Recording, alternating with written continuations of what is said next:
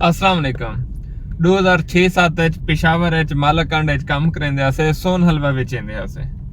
उनदा तरीकेकार ये होंदा है कि साकू डब्बे दे देंदे हैं गिण के सोन हलवे वाले डब्बे होंदे ना भी आधा किलो वाला 100 डब्बे किलो वाला 50 डब्बे इवें डब्बे गिण के दे देंदे हैं तो उन्हें डब्बे दा रेट ही फिक्स होंदा है ये उन दौर दी गल उन 70 रुपए दा आधा किलो होंदा है तो 140-120 रुपए का किलो होंदा है जरा अखरोटी सोन हलवा होंदा है 140 रुपए किलो जरा सादा सोन हलवा होंदा है 120 रुपए किलो ते उत्थों दे जेरी आबादी है ओ है सारी पश्तून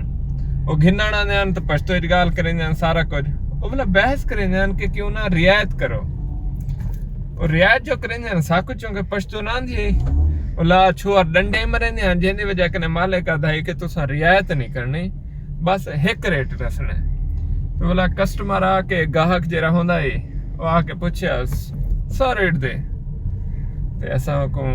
दसेंदे ऐसे रेट बोला उनके बाद आधा ही गुजारा को मतलब रियायत वगैरह करो ऐसा एक लाइन सिक्की खड़े ऐसे मड़ा यो रेट दे ये लाइन सा को रटवा दी थी कि मड़ा यो रेट दे मतलब हिको रेट है फिरा घेन ते भाव ना घेन ते ओ हिके रेट ते वजह कने एक ते सारे दा रेट हिको रहंदा सेल ठीक थींदी है कोई कमी बेशी कन होंदी 4-5 ठी हन खोखे हन ते सारे दी चंगी रे सेल होंदी है ते जेरे छुआरन ओ डंडी भी ना मार सकदे हन क्योंकि रेट जो हिको ही ये ना आख सकदन भी ऐसा कंसेशन कीते या कशा महंगा बेच देना मैंने एक बई गल है लेकिन ऊ रेट कने तले ना बेच सकदे हन त्यारी में देखा बिठामी कि सारे सराकी वसे बे जल्दबाजी बहु है बाद रात को लगे तो सवेरे भी आप होवे ऑनलाइन काम है जो अधन बस ये सीखूं तो सवेरे डॉलर आंदे पे मन बिल्कुल ही में है ये 100% सच्ची गाल है तो सा सीखो ऑनलाइन काम तो सवेरे कने डॉलर आंदे पे सन लेकिन जो रेट दे हिको रेट है और रेट ये है कि तुसा पहले सीखने उंदे ते तो को लगे 2 महीने लगे 6 महीने लगे साल उको तुसा पूरा सीखण दे बाद भला कहंदी जरूरत का ना होसी तो कोई धोखा देवे तो को कोई कोड मारे तो को कोई कोड फ्रे वाला ऑनलाइन काम दसे क्योंकि तुसा सीखे खड़ो सो तुसा खुद काम कर सकदे वे अगर तुसा यो रेट दे निवे चलदे भला तुसा फेल ही वे उनके वास्ते क्या है कि तुसा एक स्किल सीखो स्किल सीखने के बाद उन्हें प्रैक्टिस करो भला फ्रीलांसिंग प्लेटफॉर्म ते वञो ये टाइम अपवर्क बहुत चंगा चलता पे फाइवर बहुत चंगा चलता पे उथा मन के फ्रीलांसिंग करो जिथों मसला आंदा पिया वे तुसा भिरा को कमेंट करके पूछो मैं जले देख सन तोरा कमेंट में तो को गाइड कर देसा लेकिन स्किल सीखना जरूरी है मेरे को एक मैसेज आया सर मुझे ऑनलाइन काम दें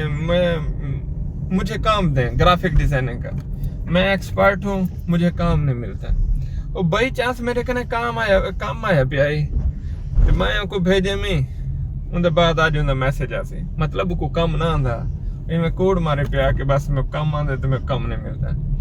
भाई एक सारी भेड़ आई और डेली मैसेज करेंदी आई मैं कंटेंट राइटिंग करेंदी हाँ मैं कोई 30 साल का एक्सपीरियंस है मैं परेशान हाँ मेरे कने काम कहनी तो सब मेहरबानी करो मैं काम करूँ ठीक है एक काम आए वो मैं काम भेजे दबा के रेट मंगे सी मैं कि दबा के रेट मंगे सी मतलब कम दा पता कहे ना ते कम दे हिसाब नाल मंगया मैं को आखे ठीक है कोई मसला नहीं इतना चार्ज करे से ना तो कर हुण में कोई कंफर्म कर क्या ये टास्क थी वैसी यस और नो बहस नहीं उनका जवाब है नो इना मतलब है सारे जेरे ज्यादातर मार्का वदन बिरादरी वधी है काम इन्हें को आंदा नहीं ते डॉलर इन्हें कमावना वो यो रेट वाला फार्मूला पकड़ो पश्तो वाला सीखो बाद काम करो जे तक ना सीखो ओ तक कमावन दा ना सोचो जेरा बंदा तो को आधा सीखण दे बगैर तुसा बस आसो 4-5 हज़ार फीस दो या 50,000 लाख रुपया लाओ ते वाला तोरे डॉलर आवन शुरू थी वैसन ओ तुहा को लुटण दे चक्कर जे बाकी ऐसा कोई फार्मूला कह नहीं तुसा करो इकशा ना वाला तो को पैसे आवन पे खुश रहो आबाद रहो सलामत रहो।